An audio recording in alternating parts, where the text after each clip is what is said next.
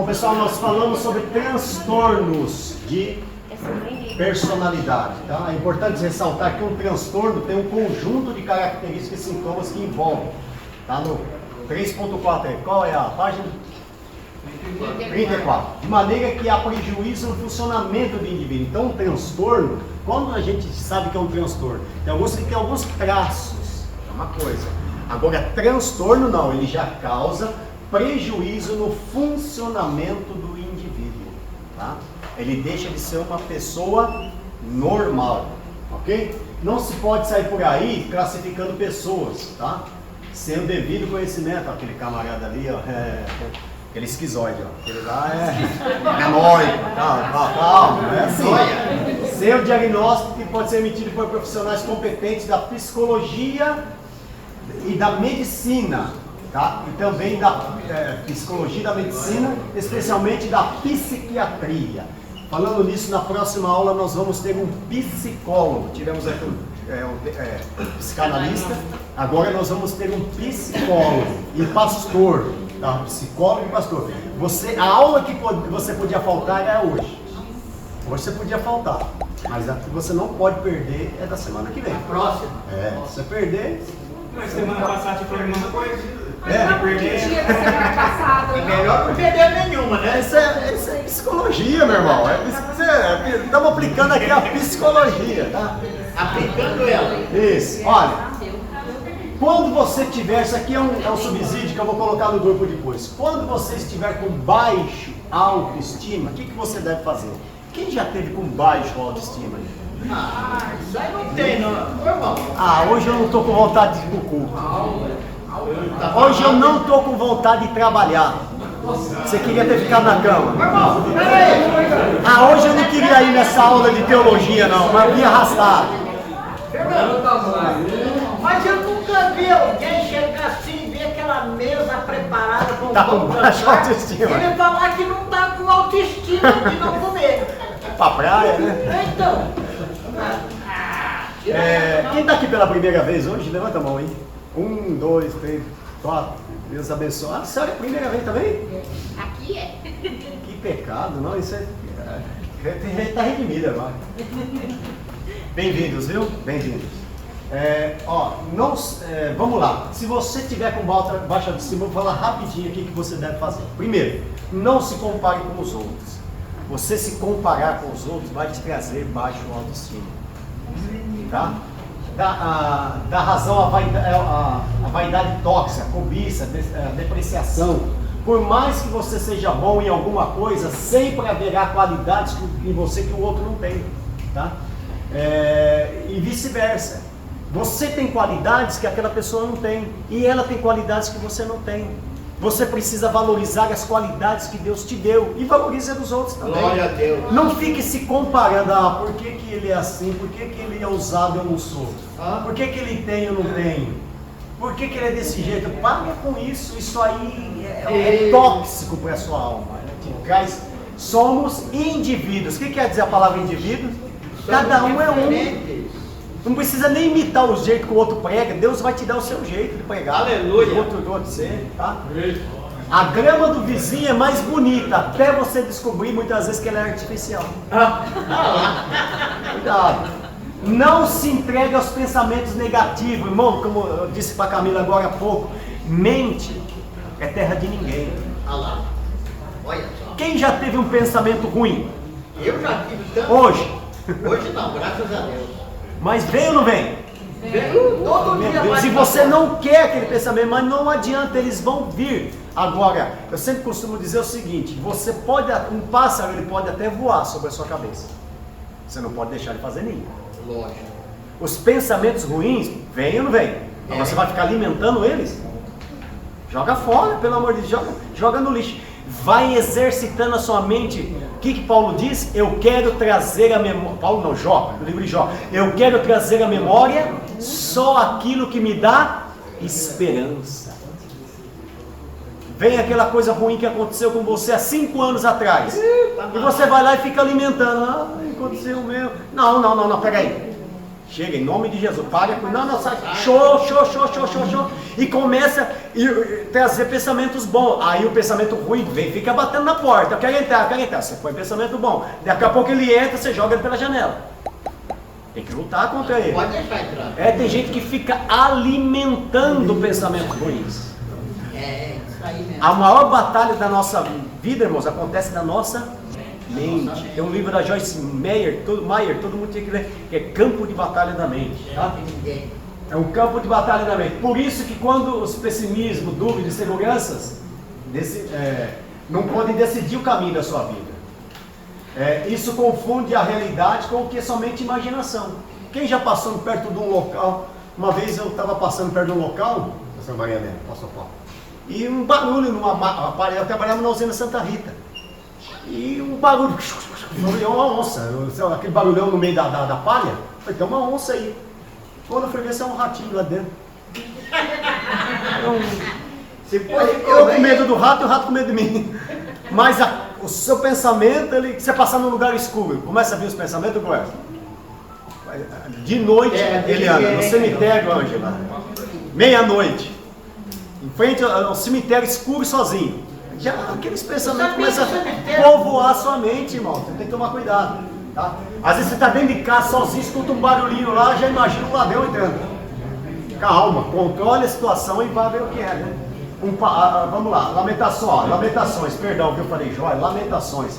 Quero trazer à memória só o que me pode dar esperança. Guarde, põe em prática, escreve esse versículo na sua casa.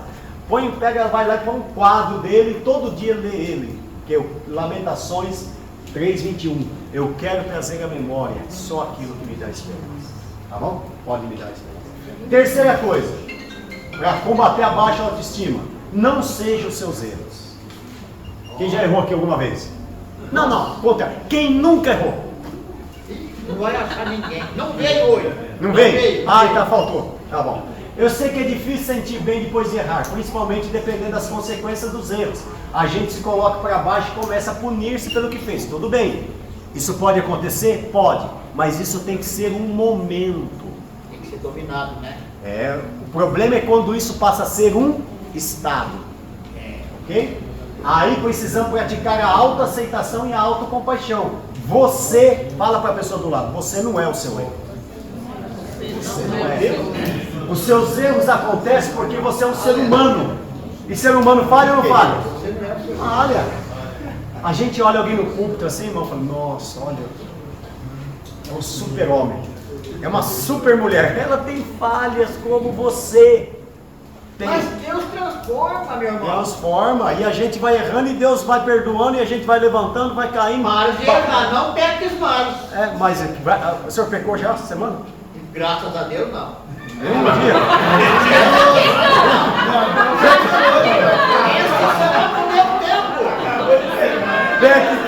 Vem aqui que eu vou pedir uma. Essa semana não deu tempo. Não deu tempo? Olha, Deus, meu povo não engoliu o senhor não. Ninguém levanta, ninguém levanta. Acostumou a pegar? Ninguém levanta pela manhã e diz assim, hoje eu vou lascar com a minha vida. Alguém levanta de manhã e fala, hoje eu vou acabar com a minha vida. Meu Deus. Faz? Não. É um acidente na vida da gente. Você levanta de manhã e fala, eu quero me jogar na ponte. Não. Mas é um acidente que vai acontecendo na vida da gente. Até quem quer se matar, não quer destruir. Quer apenas que aquele sentimento de dor acabe. Tá? Então, tome cuidado, não fique se autoflagelando quando você errar. Peça perdão, sim. Procure não fazer mais, sim, mas não fique se culpando, porque todo mundo peca, tá? Alegre-se das suas pequenas conquistas, sabe? Tem vez em quando eu chego em casa, olho para a minha casinha que Deus me deu lá, eu falo, você não merece, olha o que o Senhor me deu. Eu falo, puxa, isso aqui é mais simples, mas eu tive o meu sustento daqui. Glória a Deus. Sabe, às vezes é uma coisa boba, sabe? Eu tomo um copo daquela sede, eu falo, Deus, obrigado, que hoje eu estou tomando um copo de água. Tem gente que não tem um copo de água e em um momento de sede. Ou não pode, que nem eu fui visitar uma pessoa que só pode tomar uma colher de água por dia. Olha Tem que só. fazer modiado. Então agradeça pelas pequenas coisas, sabe? Aleluia. Não fique esperando um negócio estrondoso acontecer, não. Se alegra com as pequenas coisas, tá? Você precisa se alegrar somente, não precisa só quando chega no topo da montanha. Tire bom proveito da hora, do lugar que você se encontra. Você está aqui hoje, falou, meu Deus, obrigado, eu estou aprendendo a tua palavra e amanhã eu vou estar ensinando ela também. Se alegre por isso. Você podia estar na cachaça, na pinga, podia estar nas drogas, eu estou aqui me alimentando da palavra. Glória a Deus. Deixe de ficar cobiçando coisas dos outros e lamentando as coisas que você ainda não conseguiu. Em vez de lamentar pelas que você não conseguiu, agradeça por aquelas que você já tem. Glória Ah, não a tem nada, pastor. Você tem saúde, você podia estar na cama do hospital agora. Né? Você tem um sapato para calçar, você tem uma casa, um teto para morar. Alguns têm um automóvel, tem uma bicicleta. Tem. Então, respeite a sua história e orgulhe-se dela. Não fica olhando para a história do outro, o outro. Não, você alegra com o que você tem. Já viu que a pessoa que no ano que vem eu quero conquistar isso, mas o que você já conquistou? Já vale muito. Não é? Onde você já chegou? As coisas dessa vida ficam tudo aqui, irmãos. Respeite a sua história, orgulhe-se dela. Ela não foi boa, orgulhe-se mais ainda. Talvez muitos não consigam suportar o que você suportou. Ei, glória, olha só. Tá? Outra coisa, conheça que você é merecedor de amor. Aleluia. Quando alguém fizer um negócio, fala, eu não merecia. Não, você merece sim, você é filho de Deus. Você merece ter aquilo sim. Você sabia que a gente acaba se contentando com o tipo de tratamento que dão pra gente? Ah, eu não mereço mesmo não, eu tinha que fazer isso comigo mesmo. Não tinha que fazer nada, você é filho de Deus. Se você acha que merece pouco, vai se contentar com alguém que lhe oferece pouco. E você vai se auto-sabotar toda vez que aparecer algo melhor para você. Então, por mais que você se sinta para baixo, nunca duvide que você merece amor, compreensão e acolhimento. Glória a Deus. Você merece ser amado, você merece ser acolhido. E se as pessoas não te dão isso, não fica perto dela, que é só um tóxico para Mas você. tem que amar. Na hora que também, você né? duvidar disso, o mundo vai fazer de você um capacho. Olha Tá? só. Você não, como eu disse, você não é os seus erros. Outra coisa, você só tem o hoje. É verdade. O ontem já foi, Já faz tempo. não é? Não é, Maria? O minuto passado. Não é, Adriane? Adriane. É o dia mais importante da sua vida, não é hoje. É o hoje, né? Agora- Porque o ontem já foi e o amanhã não chegou ainda. Ai, quanta coisa eu sofri lá atrás. Ou senão, ai meu Deus, será que o mês que vem... Ah, o mês que vem não chegou. E o ontem já foi. O que você tem é o agora. É o hoje, é o presente. O nome já diz, né? É um presente que você tem de Deus. Então, viva o agora. Prenda, se você está passando por isso, prenda a sua respiração e você vai descobrir que só tem o agora. Uma batalha de cada vez, uma batalha por vez, todos os dias. Tá? Amém. Não fique preso no passado e não que você não vai conseguir seguir em frente, ficar olhando para ele. Porque na verdade, realmente, você só tem o aqui e o agora. E o futuro ainda não tem. Ei, glória, olha só. Para a reflexão nossa, todo sentimento, como diz aqui, passa a ser um sofrimento quando ele deixa de ser um momento e passa a ser um... Exato. Meu Pronto, Deus. perdi meu pai. Nossa, pegou. Quem não perde? Perdi minha mãe. Ele tá amarrado. É. Agora veja bem, tudo bem, isso gera o que pra gente? Um sofrimento. Amém? Somos seres humanos, sofremos. Jacó chorou 7 dias a morte, a suposta morte de José. Ó, treinamento, hein? É. Agora, passa 2 anos, Ah, tá mesmo? 5 anos. Chamado, vai pegar. Aí, então, todo sentimento passa a ser um sofrimento quando deixa de ser um momento. Esse momento pode ser um dia, 3 dias, uma semana, e passa a ser um estado. Verdade. Aí não. Né? Sofrer, Até quando? sofre. Até quando, Senhor? Até quando, né? É quando, Perguntei para ele sair muitas vezes. não é? E aí, pega aí, mas agora não volta mais, volta. Não tem como, a situação está aí. Então, vamos seguir em frente. Né? Glória. Vamos seguir em frente. Amém? Diga ao povo que marcha. Isso. É isso aí, Deus. Glória a Deus. Oh, glória. Bom, Vamos falar um pouco sobre temperamento, então. Dá aí um pequeno tópico aí na página 36, mas não tem esses tipos de temperamento ali, tá? Depois eu mando para vocês o PowerPoint da aula. Quem quiser, pede no particular esse PowerPoint, inclusive você pode passar para os outros, viu? Bom, existem 4 tipos de temperamentos. Quantos? 4. Primeiro? Colérico. Segundo? Melancólico. Terceiro?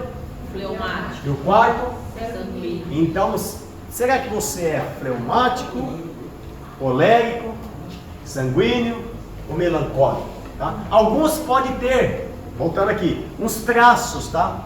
Você pode ter alguns traços de outro também. E alguns podem ter os dois traços aí. Tem gente que é guloso, viu? Tá?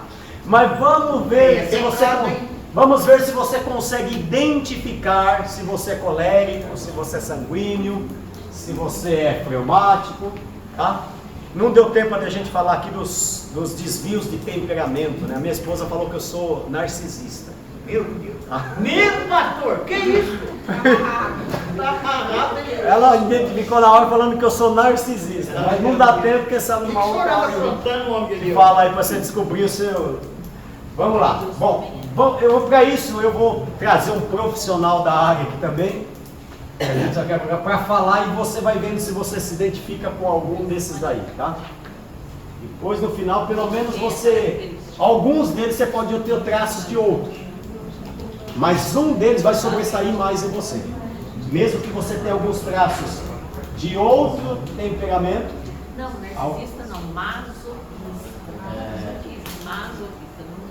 Tá. Masoquista. Vamos lá. A Marlene já ficou com o temperamento dela. Não, é do Edilson. A do Edilson? Ah, tá. Vamos lá, os 4 tipos. Deixa eu ver o que está acontecendo com esse cabo de som aqui, que não está muito carente não. Deixa eu trocar ele rapidinho. Eu não sei se está na força errada.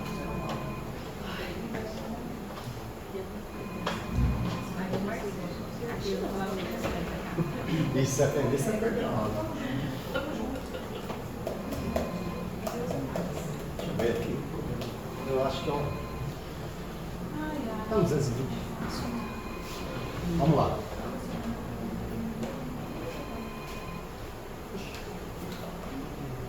Um poste sem focinheira. O que você faria nessa situação? Imagine que você veja um pitbull amarrado a um poste sem focinheira. O que você faria nessa situação? Creio que o mínimo seria atravessar a rua pelo outro lado. Mas por que você faria isso? Quero apresentar a vocês a densidade de significado. O que você vê na rua não é apenas um cachorro amarrado. O que você enxerga realmente é um conjunto de possibilidades. Você não enxerga o cachorro em si, você enxerga que ele pode te morder. Existe a possibilidade até dele te matar. E é por isso que você passa do outro lado, mesmo que esse cachorro nunca tenha atacado alguém durante toda a sua vida. E contei essa história para dizer que algo semelhante acontece com a gente. A nossa presença informa uma série de possibilidades, da mesma forma que a presença de uma pessoa pode informar algumas possibilidades dela. Aqui está o poder dos 4 temperamentos. Com eles, aprendemos a conhecer melhor nossas possibilidades intrínsecas, conhecer aos outros melhor. E tudo... Então guarda uma coisa. Personalidade é uma coisa. Temperamento é outra. A personalidade é a maneira que você reage na sociedade, com as pessoas, com relação aos seus comportamentos. Agora, temperamentos, vamos ver que então, é um pouquinho diferente. Vamos lá. Começou com um grego chamado Hipócrates, que acreditava que poderia dividir as pessoas entre 2 características, a quentura e a umidade, que quando unidos formariam 4 temperamentos distintos, baseados simbolicamente nos seguintes elementos: fogo, terra, água e ar. Essa ideia nasceu por volta de 400 a.C. É ainda popular nos dias de hoje, demonstrando a sua força por mais de 2.400 anos. E vamos começar pelo colérico, que é representado pelo fogo. E tal qual o fogo, pessoas que têm um temperamento colérico sempre buscam se expandir e liberar energia, ou seja, são pessoas estimuladas pelas adversidades, que têm uma habilidade grande para a liderança e que gostam de desafios. Tal como o fogo, são objetivos e explosivos, porém têm uma tendência à soberba e, por conta disso, precisam treinar sua humildade. O fogo descontrolado pode acabar com a vida das pessoas ao redor, mas quando controlado, nos aquece e nos dá segurança. Da mesma forma, a pessoa colérica, quando não controlada, se torna manipuladora, impaciente e dominadora, mas quando controlada, se torna uma pessoa centrada, decidida e confiante, o que normalmente os leva a grandes conquistas pessoais. Bernardino e Steve Jobs são dois grandes exemplos de coléricos. Reparem no olhar colérico dos dois. O próximo temperamento é o melancólico, que é representado pela Terra. E como a Terra, pessoas com esse temperamento têm a característica de repouso e resistência, ou seja, são pessoas sólidas, profundas e consistentes, tal como uma rocha. São analíticos, buscando sempre identificar os problemas e obstáculos. São extremamente persistentes e buscam a ordem e a estrutura. Tal como uma rocha, são difíceis de se envolver e, por conta disso, precisam buscar um maior envolvimento, entendendo que a vida é feita das coisas bobas também. Uma terra largada pode ser um local de pragas e ervas daninhas, mas se controlada, pode se tornar um local onde as melhores sementes irão germinar e dar frutos. Da mesma forma, a pessoa melancólica, quando não controlada, se torna pessimista, crítica e antissocial, mas quando desenvolvido, se torna obstinado, sensível e leal, o que os leva a grandes sacrifícios pessoais em troca de grandes realizações. O dono aqui desse canal, Bill Gates e Albert Einstein, são exemplos de melancólicos. Reparem no olhar melancólico dos dois. O temperamento fica visível até pelo tipo de olhar. O próximo tempo. Então, o mesmo caso. Pedro, qual que é o primeiro temperamento ali? Colérico. Pedro era colérico, liderança. Tá? E Filipe. Filipe era o cara que ia lá, calculava, tal, melancólico. Agora, você notou que dos dois temperamentos ele apresenta o lado bom e o lado ruim? Que todas as pessoas que têm um temperamento, ele tem o seu lado bom. Se ele controlar então o seu temperamento, ele vai ser muito útil para o reino de Deus. E como se controla o temperamento não se muda, tá? Você nasce com ele e vai viver com ele. Ok? Se controla. Temperamento se controla através do Espírito, tá? A melhor maneira de você controlar o seu temperamento é através do Espírito, ok? É colocar um cabresto nele e controlar ele. Porque uma bobeada que você der, ele controla você. Quem aí é explosivo, né? É o caso ali do colérico. Grita, não sei o que, quer meter o pé em tudo, depois se arrepende. E fala assim, nunca mais vou fazer isso. E faz de novo. Já aconteceu?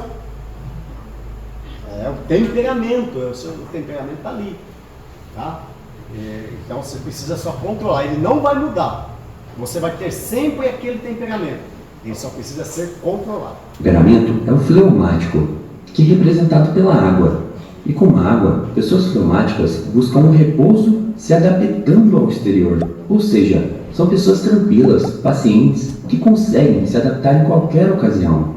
São pessoas organizadas e diplomáticas, estando quase sempre rodeados de amigos. Tal como a água, eles se adequam ao ambiente e, por conta disso, precisam tomar cuidado para não se tornar totalmente passivo em relação à vida. Ele precisa tomar a iniciativa. A água parada é um ótimo local para mosquitos da dengue e outras larvas. Já a água represada e que será colocada em movimento se torna uma grande geradora de energia. Da mesma forma, o fleumático não controlado fica acomodado, desmotivado e indeciso, mas quando desenvolvido, se torna consistente, eficiente e confiável, o que os torna grandes exemplos a serem seguidos. Madre Teresa de Calcutá e Martin Luther King são dois grandes exemplos de fleumáticos. E por último, mas não menos importante, temos os sanguíneos, que são representados pelo ar. E como o ar, pessoas sanguíneas são envolventes e que liberam energia. Ou seja, são pessoas de espírito alegre e extrovertido, espontâneas, e que buscam serem o centro das atenções. São pessoas falantes, animadas, de fácil convivência, que gostam de estar com mais pessoas. Tal como o ar, os sanguíneos invadem o ambiente, precisando tomar cuidado para não se tornarem inconvenientes. Por conta disso, ele precisa treinar a adequação de discurso. O ar poluído mata, o ar limpo restaura o ambiente e salva vidas. Da mesma forma, o sanguíneo não controlado se torna inseguro, barulhento e exagerado, mas quando desenvolvido, se torna agradável, simpático e otimista. Gisele Bündchen e Usain Bolt são dois grandes exemplos de sanguíneos. E esses foram os 4 temperamentos. Lembrando que não existem temperamento bom ou ruim, nem suas características são boas ou ruins. Eles são, como o próprio nome diz, o tempero da vida de cada um. Se vamos usar bem ou não esse tempero, dependerá de cada um. Ou seja, não use o temperamento como um rótulo. Ele é apenas a base por onde cada um vive. E aí, qual é o seu temperamento? Diga aqui nos comentários, junto com as características que fez você reconhecer esse temperamento. Um grande abraço e seja uma pessoa melhor. E aí? Eu acho que dá Deu para pra reconhecer um mais pouco o seu temperamento aí? Depois eu vou mandar esse vídeo para você analisar melhor, tá? Fleumático. Para você. A gente fazer uma apostila dessa. Esse negócio de quem levou de internet não vai essas coisas. Não, mas ela assistiu o vídeo. Aí vocês vão repetindo até. Mas você vai mandar esse vídeo? Vou mandar para vocês, tá? E vou mandar também os PowerPoint aqui não estão. Então, como diz o próprio nome, temperamento, é um tempero. Você viu a pessoa, que ele está falando aí do sanguíneo? Aquele cara que já chega, quando ele está descontrolado, ele chega no ambiente aqui e começa a gritar, falar alto, só dá ele. Aí tu fala, puxa, esse cara aí é conveniente, né? Já viu? Já ouviu alguém assim? Nossa, que cara inconveniente, ele quer chamar atenção. Agora, se ele é controlado, ele vai, conversa com um, fala, nossa, que rapaz agradável, olha como ele é, parece, é candidato a política, porque ele fala com todo mundo, conversa com todo mundo. Então, temperamento, já está falando ali de tempero, né? Se você colocar muito sal, faz mal. Agora, quem já comeu arroz sem sal? Ixi, é ruim pra caramba, hein? E agora, e arroz salgado demais? Ah, não dá pra comer. Então nós temos que ser, por isso que a Bíblia tem uma parte da Bíblia, dos 7 frutos do Espírito, um deles é o que, Marinete? Dos 9 frutos do Espírito, um deles é? Fruto do Espírito, um dos 9 frutos do Espírito, um deles é? Temperantes. Ou domínio próprio. Temperantes, tá vendo? Então, nós temos que, duas coisas precisamos ter, temperança e domínio próprio, são duas coisas diferentes, tá? Temperança e domínio próprio. E foi bem falado que não é os frutos do Espírito, tá? Nunca falei isso. Os frutos do Espírito são, não. O fruto do Espírito. Tá? O fruto do Espírito é. Está na Bíblia. O fruto do Espírito é. Aí imagina uma mexerica com vários gomos. Tá? Ainda vai no plural? Oi? Ainda inserir no plural? Não é 9? Perdão. O fruto do Espírito são. Né? É Gálatas singular. 5:23. Porque não tem como você ter um e não ter o outro. É 5:22. É um fruto com vários gomos. Assim para ficar mais fácil para entender. Entendi. Entendeu? Mas é o fruto. Glória a Deus. É o fruto. Vamos passar para frente aqui. Vamos pegar agora que nós vamos entrar É um fruto. na. Esse fruto tem uns 9. Isso. Agora que nós vamos entrar na unidade 2. Olha que situação. Unidade 2. A página Qual é a página aí? 53.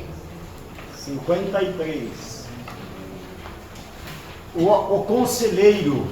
Vamos falar sobre o conselheiro, tá?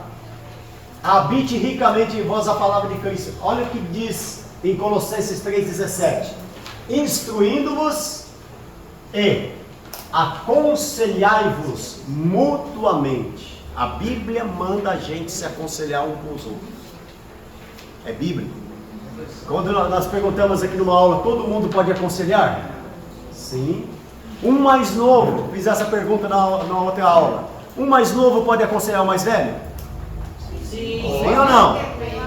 Sim, se ele tiver base bíblica, ele tem que ter, nós vamos ver, se der tempo nós vamos ver, ele tem que ter base bíblica, conhecimento, vida no altar, bom testemunho, então ele pode aconselhar uma pessoa mais velha. Lógico que uma pessoa de idade, ela tem muito mais experiência às vezes para aconselhar, sim, mas não impede uma pessoa mais nova de aconselhar, porque ela já caiu muitas vezes e aprendeu experiência. Glória a Deus. Vamos lá. Então, a Bíblia fala que Colossenses 3,16 instruí-vos e aconselhar-vos mutuamente. O ato de aconselhar um ser humano em sofrimento precisa ser um suporte para a tomada de uma importante decisão. É um privilégio, né? E às vezes tem que tomar um suporte para. É um privilégio, um ministério, que ao mesmo tempo requer do conselheiro habilidade e preparo para uma nova função. Olha, de psicólogo, de médico e de louco, todo mundo tem um pouco. Quem já não sentou perto de um ônibus de uma pessoa precisando de um conselho, você vai lá e aconselhou? Quem que às vezes estava perdido e você faz isso? Foi? Quem que não estava com uma dor, não sei na onde, falou, toma um chá de não sei o que, de carqueja, de quebra-pedra. Né? Toma isso que é bom. Então, de médico e de louco. E de louco também, de vez em quando, todo mundo já teve uma loucura na vida. Mas já deu uma loucurinha assim. Não vai falar que nunca deu uma loucura, que o povo vai pegar no pé do senhor de novo. Loucura boa não existe. Existe loucura boa? Não. Conselheiro. Tá? João 14,16 e João 15,26. Inclusive fala, eu coloquei aqui sobre o Paracleto. Quem já ouviu falar do Paracleto divino? Quem já leu esse texto? Em João 14, há uma tradução, tá, como Paracleto, divino, Paracleto de Deus, né? O que é Paracleto? Você sabe o que é o Paracleto? Não. Quem já leu essa palavra Paracleto na Bíblia? Já leu? Nunca leu? Está escrito lá em João 14,16 e João 15,26, inclusive nas versões mais antigas, o Paracleto divino. Paracleto era um conselheiro, tá? Era um conselheiro. Então, o Paracleto divino, quem que é? O conselheiro divino. Quem que é o conselheiro divino? O Espírito Santo. Se nós somos aconselhar, então nós precisamos da ajuda de quem? Do Espírito Santo. Todo conselheiro, irmãos, tem que entender. Que horas são, por favor? 9:13. Oi? 9:13. Tem que entender que você precisa da Bíblia para aconselhar e precisa de oração para aconselhar e da ajuda do Espírito Santo. Ok? O Paracleto é aquela pessoa que o general os soldados iam para a guerra, ele ia na frente e ele ia gritando as batalhas que eles já tinham vencido. Entendeu? Ele ia falando aquelas batalhas, olha, nós vencemos o inimigo tal, e nós vamos ser vencedores. Ele ia fortalecendo, ele ia animando o povo, falando das batalhas que eles tinham vencido e com gritos de guerra, animando o povo. E é o que o Espírito Santo vai fazendo com a gente, ele vai levando a gente, pastor Paulo, e vai nos animando, olha, você vai vencer, o céu é seu, você é crente, você é filho de Deus, não desanime. Quanto mais cheio do Espírito Santo, mais animado você fica. Não é? E quem já viu aquele tiro de guerra ou o exército, que ele vai gritando, um grita na frente, o Elio estava lá, né? O outro aí, todo mundo falando atrás, não é? Fala uma frase aí. Povo de Deus! Vai, Elio, sem vergonha, Elio, vai. Senhor, povo de Deus! É isso aí! Vai, a carne divina é mais ou menos assim. Mas dá um grito de guerra lá, como assim? Geralmente a gente tem umas canções TFM, que é pra animar o pessoal, né? A gente não... Ou quando tá Tu fala ou tu repete? Fala o quê, por exemplo? Depende muito. Ah. São canções que o pessoal mesmo faz. Uhum. Então, vamos pensar.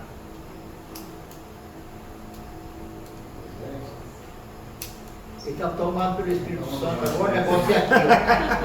Você tem que fazer daqui já sai. Da igreja sai. Falar pro ar, não tem jeito.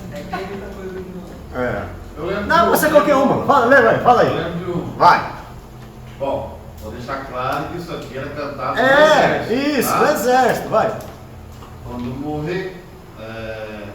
morrer, quero pro céu e de bereta, pra dar um tiro bem na testa do capeta. E o povo ia repetir atrás. Meu Deus do céu, me tirar daqui, esse soldado. E ele canta, ele fala, o outro vai repetindo, né? Não, um canta e 40 homens repetem. Repete. Então na guerra era assim também. Ele falava, o Senhor dos exércitos está conosco. Aí quem sabe vinha até, o Deus de Jacó, nosso refúgio. Imagina o exército todo, com o paracleto, então é aquele que ia na frente, cantando as canções, animando o povo, falando das batalhas que eles venceram, e eles vinham atrás, incentivados, falando, certa vez vencemos Amonitas, agora venceremos de novo, e assim, então, o Espírito Santo vai fazendo isso com a gente também, vai animando a gente, vai fortalecendo. Tem hora que você não está meio desanimado, de repente você fica do nada, é a presença do Paracleto divino. O irmão, quem que já teve uma palavra que o irmão falou para você e te animou? É o Paracleto divino que falou através da boca dele e te animou. E uma palavra tão simples que às vezes você já tinha ouvido 2 ou 3 vezes. É a presença do Paracleto divino. Então é o papel do conselheiro, né? Conselheiro, é o papel dele na nossa vida. Por isso que nós precisamos da ajuda do Espírito Santo, tá? Da ajuda dele. A página 55 e 53, ó, quem pode atuar como conselheiro? Está aí na página 55. Quem pode atuar? Só para a gente reforçar. Página 55, quem achou? Essa é uma pequena pergunta que muitos fazem. Pode aconselhar, da parte de baixo aí, pode aconselhar quem tem mais anos de vida? Uma pessoa jovem pode ser conselheira? Um leigo pode ajudar nesse ministério ou é tarefa só pastoral apenas? Estas e outras questões permeiam a mente das pessoas que estão na obra de Deus e ficam em dúvida se podem e devem atuar como conselheiro ainda no dia a dia, que aliás acabam por fazê-lo, né? Acabam fazendo de qualquer maneira. Segundo a visão de Lopes, o ministério do aconselhamento é uma função legítima, página 56. Do pastor, mas também pode ser exercido por pessoas que lidam habitualmente com problemas humanos, psicólogos, assistentes sociais, líderes religiosos, professores e outros, ou aqueles que possuem o mínimo de conhecimento sobre a personalidade, sentimentos e emoções humanas, pessoas bem ajustadas e uma personalidade equilibrada, pessoas sobretudo espirituais e de bom testemunho, tá? A citação acima demonstra que há possibilidade de uma pessoa que não ocupa a função pastoral, por exemplo, exercer a função de conselheiro. No entanto, reitera a necessidade de conhecer o funcionamento da mente. Olha o que a pessoa precisa para ser um bom conselheiro. Entender o funcionamento da mente, por exemplo, isso aqui, entender o temperamento dela, entender o caráter dela, entender também a personalidade da pessoa, as suas emoções, seus sentimentos, comportamentos humanos, bem como saber ainda basicamente sobre a personalidade, seus tipos, noções de psicopatia e doenças da mente, transtornos, dentre outros. Um pouquinho para baixo diz, como alguém que não apresenta estabilidade emocional, equilíbrio, poderá dar suporte a uma pessoa desequilibrada? Pode? Não tem como, né? Como uma pessoa desajustada poderá auxiliar uma pessoa que precisa de ajuste? Está devendo para todo mundo. Aí a pessoa vai se aconselhar o que ele deve fazer. Ele trai a esposa. E vai perguntar assim, né? O que ele deve fazer? O que ele vai receber de conselho? Então temos que tomar cuidado. Quem que a pessoa deve procurar? Para frente da aula, aqui para frente, vai fazer essa pergunta. Quem que a pessoa deve procurar primeiro? Um pastor ou um psicólogo? Um pastor, um psicanalista, um psicólogo ou um psiquiatra, um médico? Quem que deve procurar primeiro? Quando ele está passando por um problema? É o pastor, não, querido. Porque o pastor representa ela Deus, não está conseguindo sozinha mais, ela precisa de um aconselhamento. O pastor. Depois, eu penso que primeiro, se ele é evangélico, primeiro procura o pastor. Se o pastor vê que aquele problema é um problema medicamental, patológico, por isso que ele tem que conhecer o mínimo de, né? Aí ele vai fazer o quê? Encaminhar para um profissional da área, psicólogo, psiquiatra, psicanalista, tá? Alguém da área. Se ele vê que ele precisa, e sempre acompanhando, porque às vezes o psicólogo não é evangélico. Tem esse negócio também. Se ele está dando orientações realmente, né? Então ele deve continuar, ele deve pedir ajuda, mas continuar acompanhando, ok? Problema sério para os filhos, né? Exatamente. Viu? Conduta, valores, muito divergentes do que a gente acredita. Exatamente. O Ministério do Aconselhamento Legítimo que mantém o exercício estatal. Vamos lá. Quem pode atuar como conselheiro, nós estamos falando aqui, né? Falando que tem que ter bom testemunho, pode ser pessoa desajustada. Tem que saber ouvir, viu, irmãos? Tem que saber ouvir. Tem gente que ele vai aconselhar e só fala. Fala, não deixa a pessoa falar e deixa a pessoa que queria falar, não queria falar, não falou. E no aconselhamento, às vezes a pessoa precisa só desabafar. Né? Eu, pastor Paulo, no começo do meu ministério, eu falhei muito porque eu era novo, né? Pastor, imagina um pastor que começou a pastorear com 14 anos de idade. E um dia eu fui aconselhar um casal, que o senhor até conhece eles muito bem, hoje estão separados, mas viveram muitos anos juntos. Foi assim, essa irmã chegou para mim, e outra, você tem sempre que ouvir os dois lados, viu? Você ouviu uma pessoa, ele está falando de uma terceira pessoa, de uma segunda pessoa, você tem que ouvir o outro lado depois, pode ouvir um lado. Essa pessoa chegou para mim e falou, pastor, olha como é que eu estou com o braço todo marcado, olha o que meu esposo fez comigo, olha o meu olho, aqui, o olho dela assim, o rosto meio inchado, ele me machucou, ele me bateu e tal, ele descontrolou, mas o que aconteceu, o que foi, por que ele fez isso? Do nada, ele começou a fazer isso e não sei o que lá mais, eu vi a irmã toda roxa, a situação dela, ela chorando, cheguei pro camarada, não vi a hora de encontrar com ele, chamei lá e falei, rapaz, você faz uma coisa dessa com a sua esposa, rapaz? E falei, você não é crente coisa nenhuma, vou colocar você fora de comunhão, e não sei o que lá mais, se você não se faz, bater na esposa, não pode parar, nada justifica você bater na esposa. Pode ficar quieto. Tudo que você explicar aqui não vai justificar você bater na tua esposa. Aí depois de muita informação, o senhor não vai deixar eu falar nada? Vai, fala, vai. Tá bom, pastor. Vou explicar para o senhor. Nós temos um sofá lá e o sofá não está muito bom, é verdade. Só que nós estamos com dívidas já. E a gente não tem nem o que comer dentro de casa. O que está tendo não dá nem para pagar a luz. E ela queria trocar o sofá de todo quanto é jeito. E se a gente acordar, eu não pago a luz, não pago a água e a gente vai ficar sem comer. E quando eu falei isso para ela, ela avançou em mim. E para mim não bater nela, eu segurei o braço dela. Aí eu fui segurando, ela foi batendo a cabeça no meu braço. E eu segurando ela. Eu não bati nela. Eu só segurei ela para não bater nela, que ela quer bater em mim. Agora o senhor fala que eu estou errado? Eu falei, então tá bom, não vem mais na igreja, não sei o que. Aí eu toquei pedir perdão para ele. Chamei a irmã, ela falou, irmã, não, é que é assim, pastor, ele não quis comprar o sofá para mim, aí eu queria pegar ela. Eu que queria pegar ele, agora eu queria pegar ela. Deu vontade de falar assim, mostra os 4 cantos da casa para essa mulher. Mas aí eu aprendi a ouvir os dois lados. Então você vai aconselhar, ouve os dois lados, tá? Ouve os dois lados. E outra, vai aconselhar uma pessoa sozinha? Não aconselha uma mulher, caso sexo oposto, né? Não aconselha sozinhos. Às vezes eu aconselho, eu tenho a sala aqui, não tem? Eu podia trazer a pessoa aqui para o fundo e aconselhar. Eu aconselho na cozinha de casa. Não é um local. Eu recebo pessoas. Hoje eu recebi uma pessoa aqui que é a dona de uma. Não vou falar, não, que é. Vocês vão descobrir. Se eu der uma dica, vocês já descobrem, mas é influente na cidade. Se eu falar o nome, todo mundo sabe. Mas eu podia ter trazido na sala aqui, que é um ambiente melhor. Ou às vezes eu levo na cozinha, quando não tem ninguém, o próprio balcão e minha esposa do lado. Às vezes na cozinha, eu aconselho ali. Alguém já deve ter feito eu aconselhar ali na cozinha. Porque a gente tem que tomar cuidado. Tá? Tomar cuidado. Hoje a gente. Isso é importante. Então, vamos passar para frente do conselheiro aqui? Aleluia. Perguntei aqui, na página 57, o que uma pessoa precisa ter para a gente terminar? Não vai dar mais tempo. O que a gente precisa ter para ser um bom conselheiro?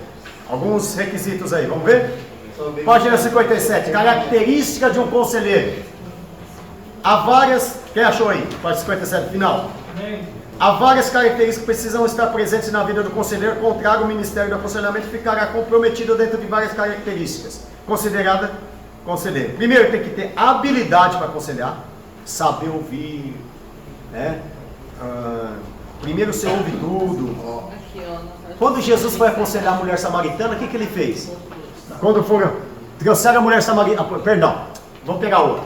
Trouxeram a mulher adúltera. Primeiro ele ouviu todo mundo. Falou, mestre, essa mulher foi pega adultério, deixou eles falar. E ele escrevia. Deixou ele falar, depois ele começou a escrever, começou a meditar o que ele ia falar, e foi lá e respondeu. Então primeiro você ouve, tá? Ter habilidade, ter maturidade, tem que ter amor, você tem que ter empatia, irmão, você tem que se colocar no lugar daquela pessoa, você tem que levar a sério o sofrimento daquela pessoa, você tem que se colocar no lugar dela, tá? Tem que ter interesse pelas pessoas. A pessoa está falando, você está olhando o relógio, meu Deus, não vai parar de falar. Então, tá. O que o senhor está falando mesmo? Não, tá? Interesse, ter bom caráter, ser autêntico, olha, irmão.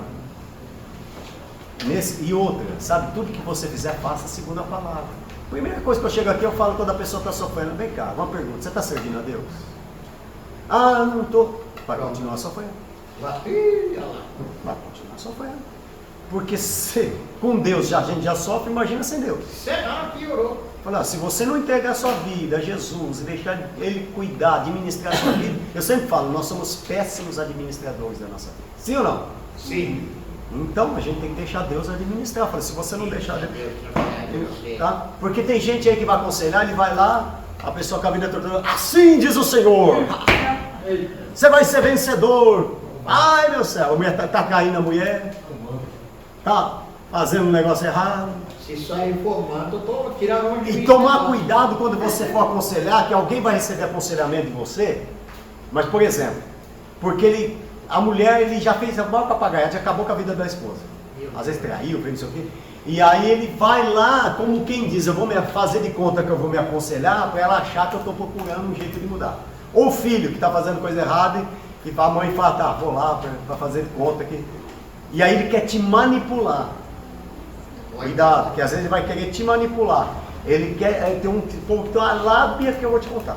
E às vezes ele quer fazer um negócio, ele está com consciência pesada, ele vai lá para você falar aquilo para jogar a culpa no você. Entendeu? Toma cuidado para ele não te manipular. E você cair na dele. Tá?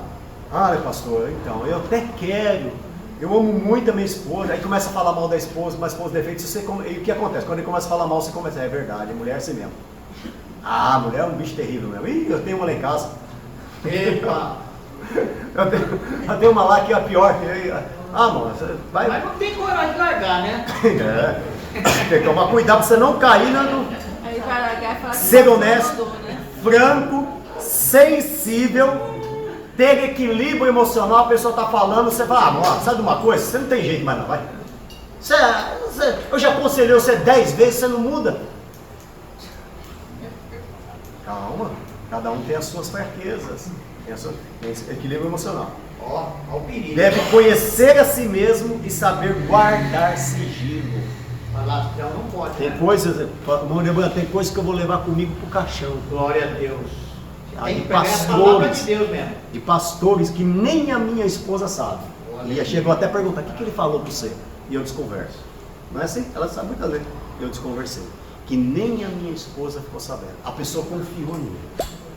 Olha a palavra aí, ó. Tem pessoas hoje que não procuram um pastor, porque se ele procurar o pastor dela, ele vai falar em cima do público. Você sabia? Olha só. E muitas vezes um filho, ele fala pra você o que ele não teve coragem nunca de falar pra mãe dele e pro pai dele.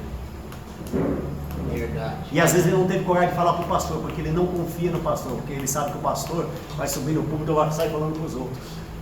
Não vai ajudar ele, não vai tratar o caso dele, ele vai pegar em cima do púlpito e sair falando. Ele não confia. E eu tenho certeza que tem gente aqui que não tem, às vezes, confiança de falar para um líder. Porque sabe que se ele falar, ele vai acabar com o resto da vida dele. Tome cuidado. O seu filho, se você também não for o melhor amigo dele, ele não vai falar para você, vai falar para todo mundo, né? Olha aí, ó. Tá? Então seja amigo, Glória. seja aquele que vai ajudar a levantar, não acabar de derrubar. Olha só.